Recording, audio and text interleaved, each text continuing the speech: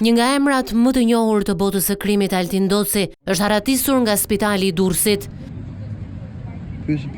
Ky është momenti kur Ndoci i shpëtoi policisë, teksa ishte duke kryer disa vizita mjekësore. Ai po trajtohej për një infeksion në mushkëri kur kërkoi të shkonte në tualet. Por befas gjatë shoqërimit, ai goditi punonjësin e sigurisë i cili ishte i vetëm dhe më pas doli me shpejtësi nga pavioni.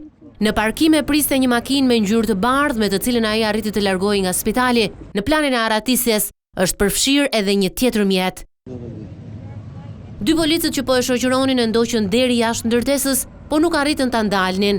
Kjo foto tregon njërin prej punonjësve të policisë me armë në dorë, i cili qëlloi në ajër për të parandaluar arratinë e Ndocit, por pa sukses.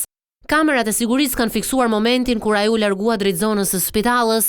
Forca të shumta policie ngritën postë blloqe ndërsa drejtori i përgjithshëm i burgjeve pezulloi nga detyra zinxhirin komandues të paraburgimit të Durrësit. Altin Doci ndodhej në Qeliqi prej majit të vitit 2020, i arrestuar me urdhër të SPAK për dosjen plumbi art. Atë kohë ai u akuzua për vrasjen e 4 personave, 2 vëllezërve Besmir Haxhia e Viktor Haxhia, si dhe të Dorian Shkozës dhe Angelo Avdis. Akuzat u ngritën pas dëshmive të dhëna nga ish bashkëpunëtori i drejtësisë Klevis Alla, por pasi thënjet e tij rezultuan të pavërteta, Ndoci u shpalli pafajshëm.